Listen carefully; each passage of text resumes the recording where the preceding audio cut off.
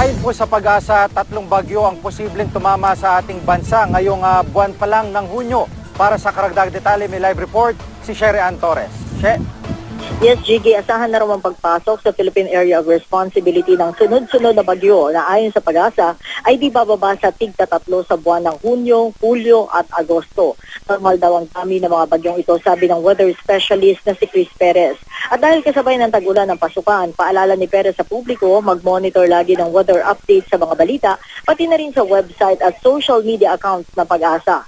Sa DepEd Order No. 43, Series of 2012 na edisyon noong May 28, 2012, otomatikong suspendido ang klase sa preschool kapag signal number 1. Pag signal number 2, wala nang pasok hanggang sa elementary at high school. Pag signal number 3, hanggang kolehiyo, wala nang klase. Desisyon naman na ng bawat kolehiyo at universidad, pati na ng mga pribadong tanggapan ang pagsususpinde nila ng pasok. Ang pagpapatuloy ng suspensyon ng pasok sa susunod na araw, nakadepende naman sa ilalabas na signal ng Pag-asa mula alas 10 ng gabi hanggang alas 4 ng madaling araw ng susunod na araw. Kung walang storm signal at dalalang nakabagat ang sama ng panahon, mga lokal na opisyal na raw ang mag-aanunsyo ng suspensyon, sabi ng DepEd.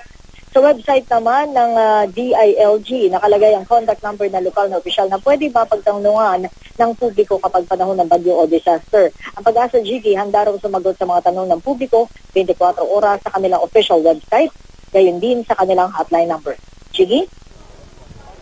Maraming salamat, Sherry Ann Torres.